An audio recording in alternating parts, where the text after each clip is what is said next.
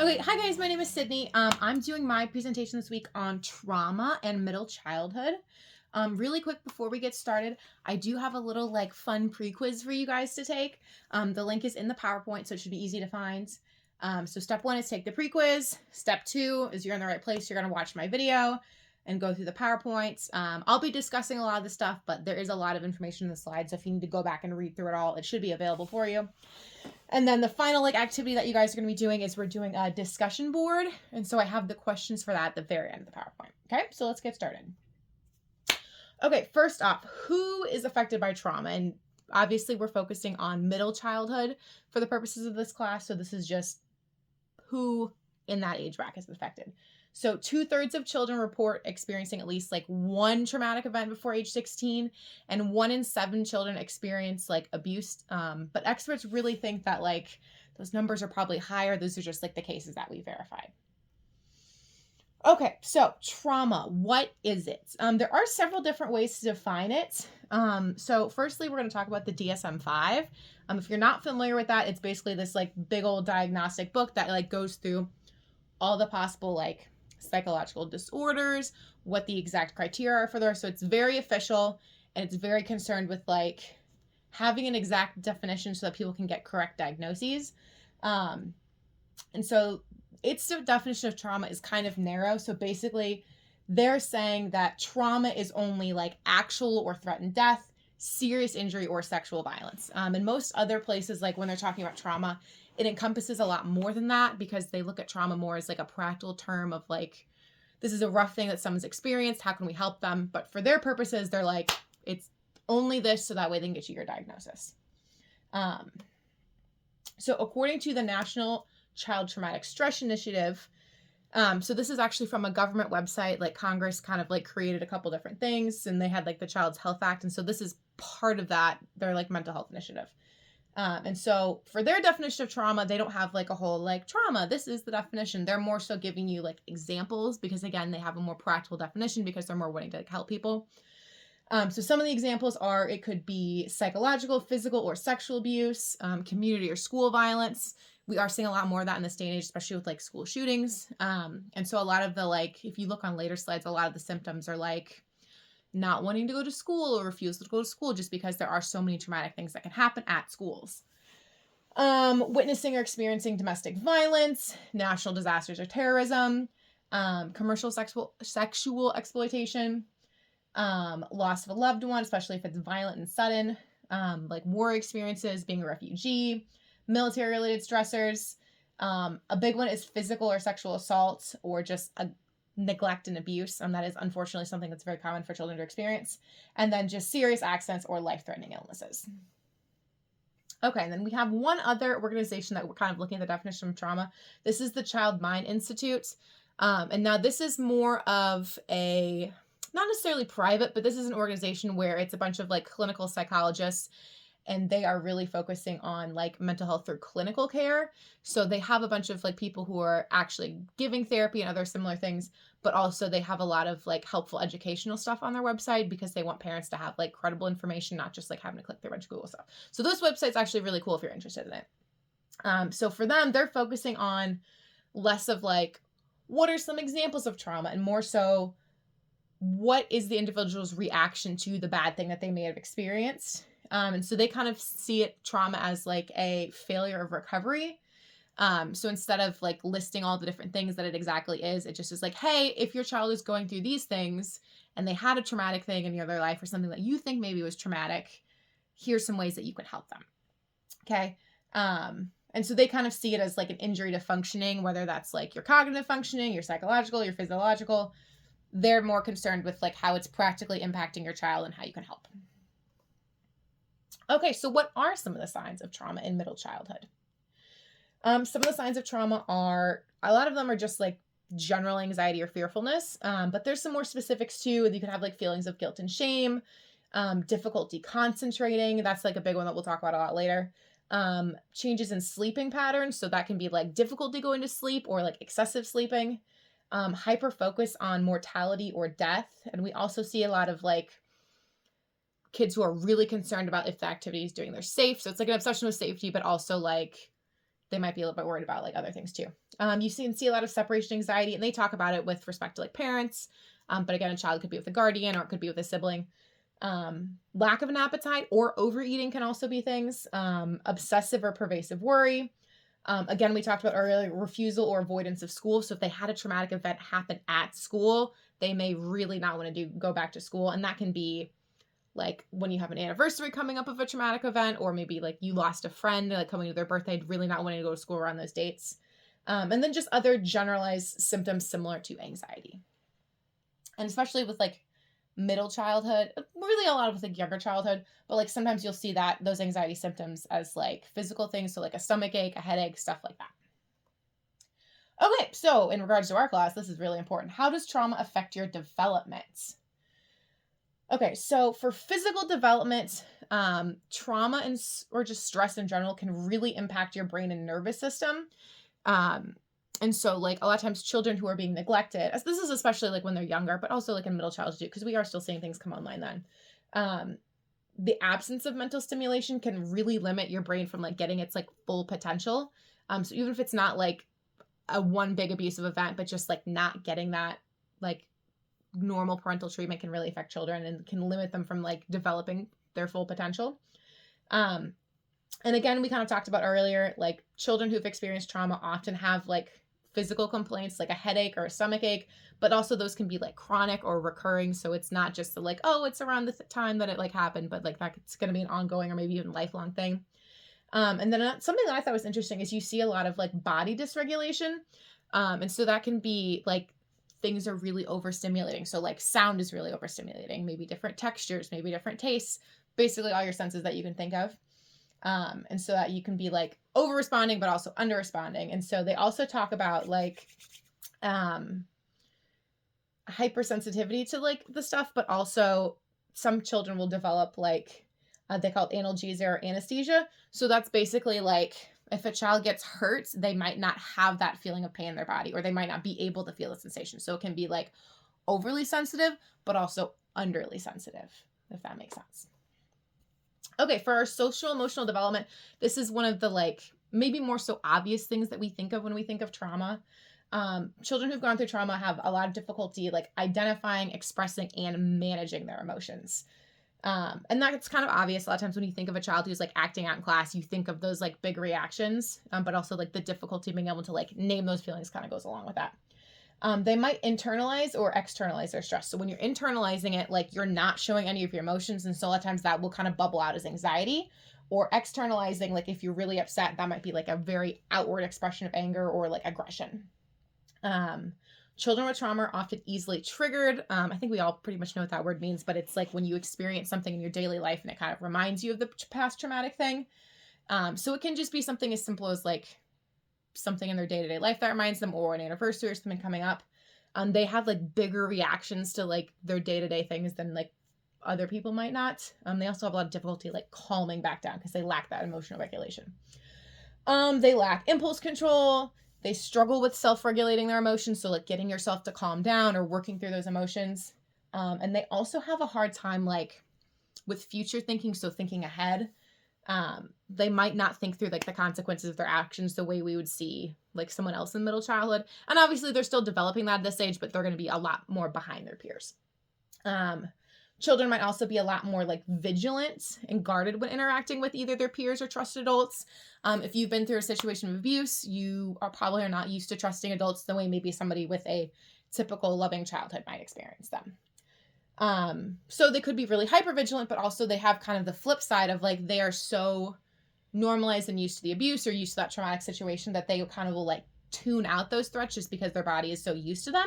And so that can kind of lead to some re-victimization because they don't have those like warning alerts that other people who haven't gone through trauma have.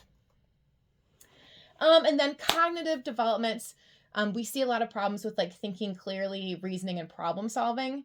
And again, just when your brain is in survival mode, a lot of those like things like just being able to think things through are a lot more difficult. We see this with children, but they have a difficulty with like planning ahead and anticipating the future. So you see that like in the classroom a lot too. They have difficulty learning new skills or taking in new information.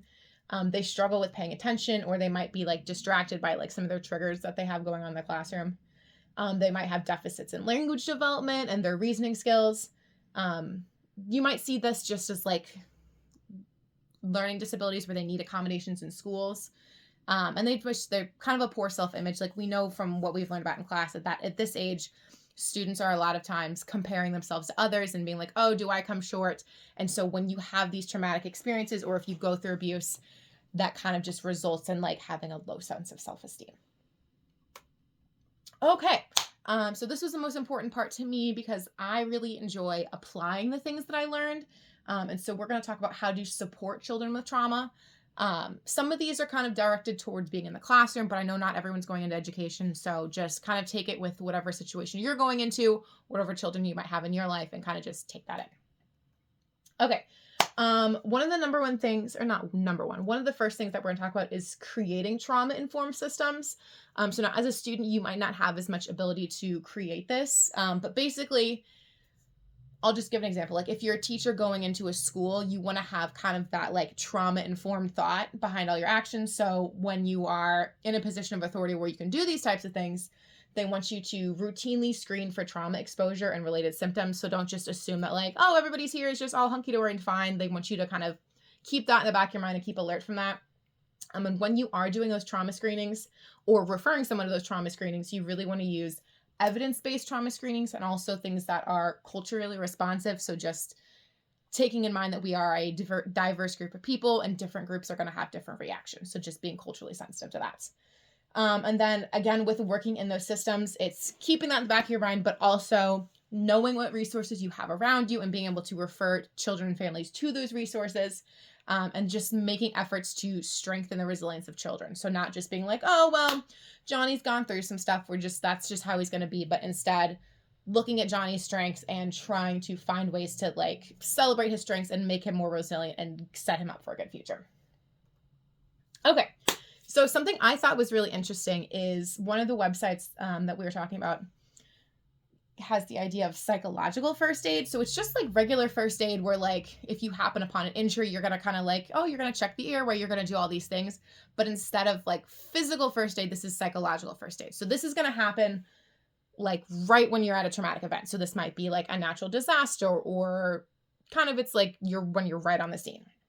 Okay. So step one is contact and engagement. So basically you're either going to get in contact with that survivor, or if they're coming up to you and talking to you, just kind of initiating that discussion. Step two is safety and comfort. So just kind of like, just like it says, kind of comfort them, be like, hey, it's going to be okay. Make sure they're in a safe area. Stabilization is basically just like if this person is like worked up and stressed, which they probably will be because they've just gone through some trauma, to just kind of calm them down and help them feel like more emotionally stabilized. And then the next step is gathering information. So basically, as you're talking to them, if you're talking to a family whose house just burned down, be like, hey, do you guys need housing? This is how you're going to tailor it to the situation.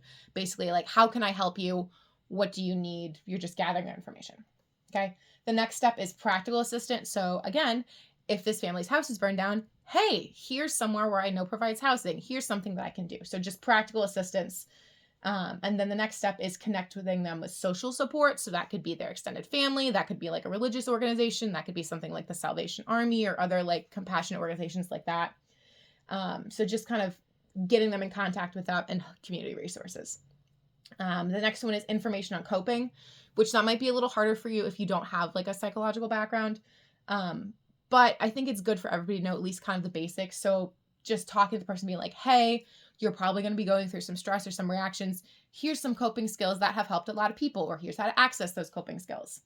And then the last step is linking them with services. So maybe you're not an expert on trauma or how to help somebody build that, but you're like, oh, I know of this organization in my town that really helps families that need that, that really helps children that need that. So just kind of getting them in contact with those situations. Okay. So that was the one where you're first on the scene. This is more so a traumatic event has happened in the past. This is kind of the first aid of like ongoing treatment.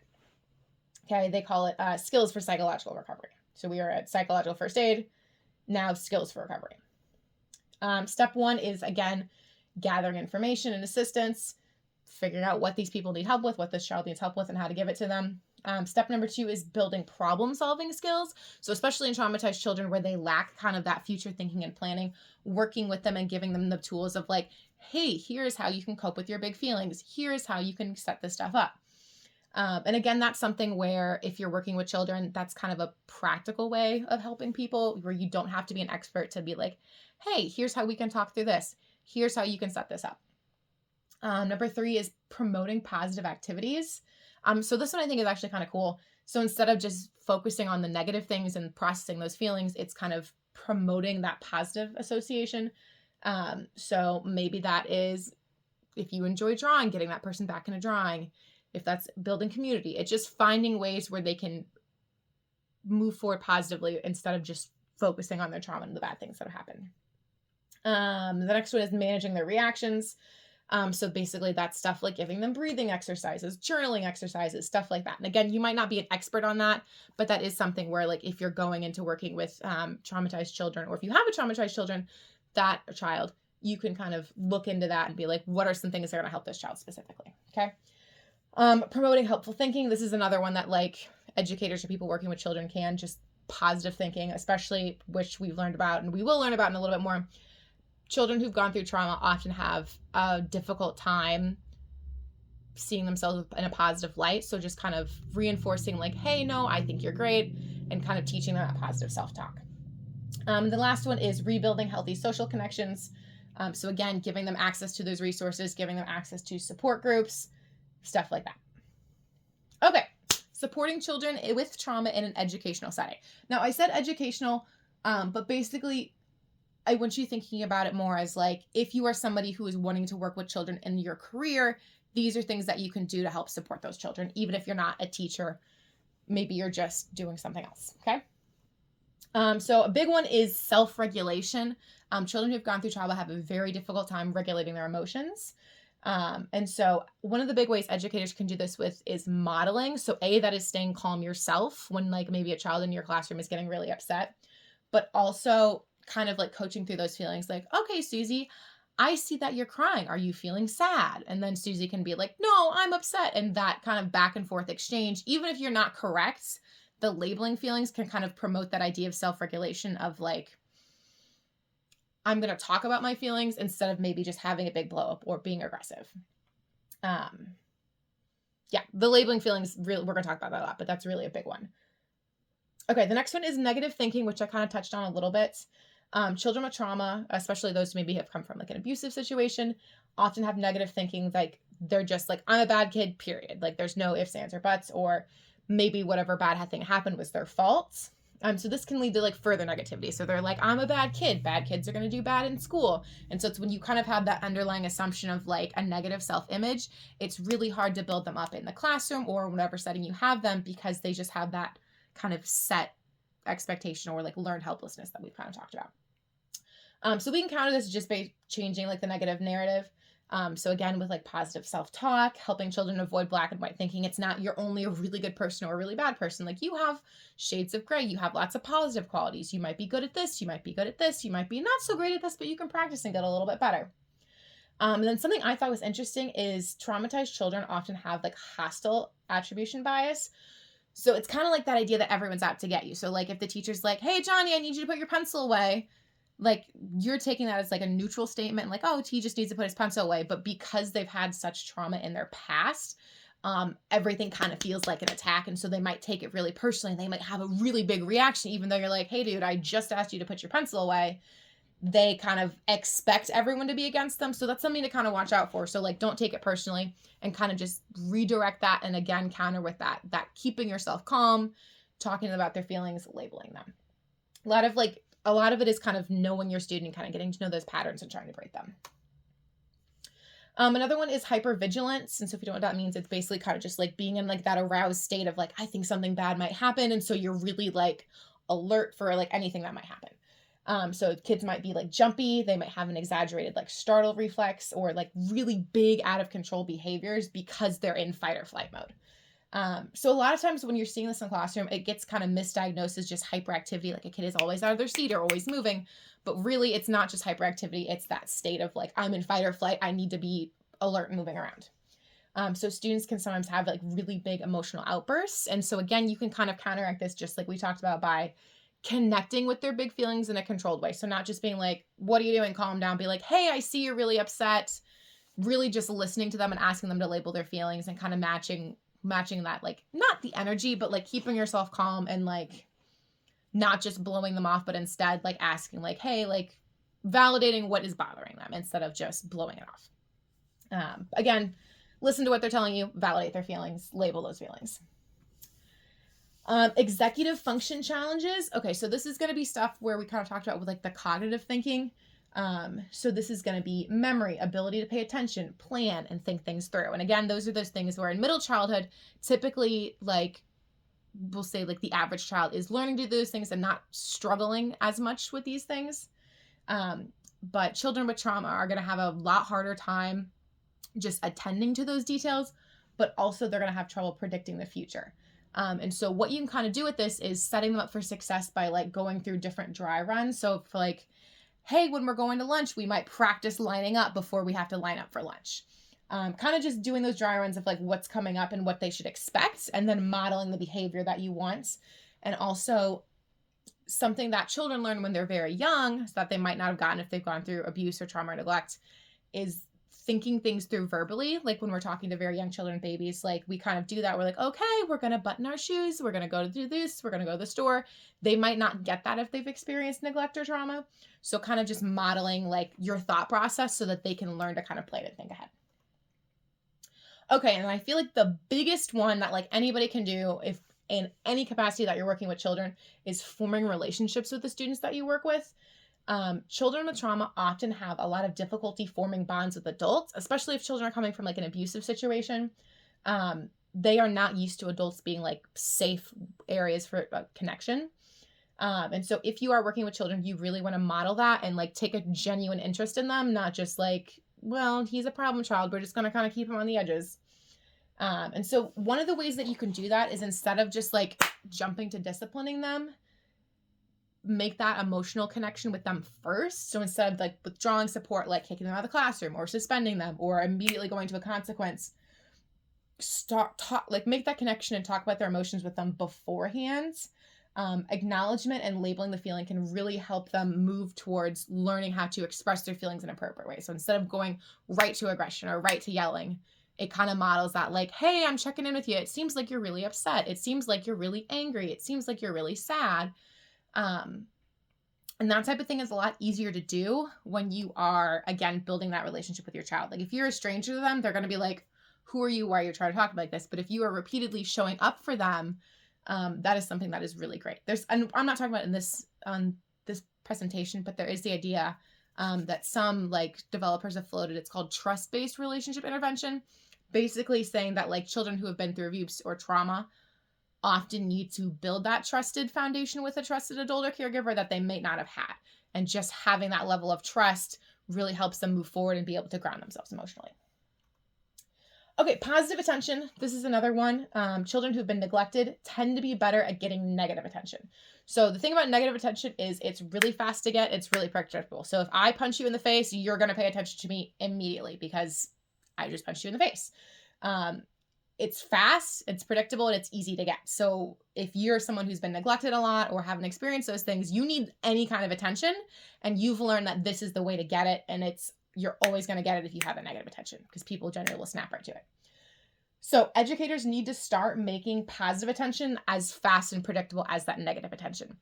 So this isn't just like, oh, Johnny's sitting in his seat. Growl, Johnny, you're doing a great job. It is kind of giving that positive attention in a way like that's just constant, where it just is like you're being warm, you're connecting with them emotionally. It's not a reward. It just is more relationship attention.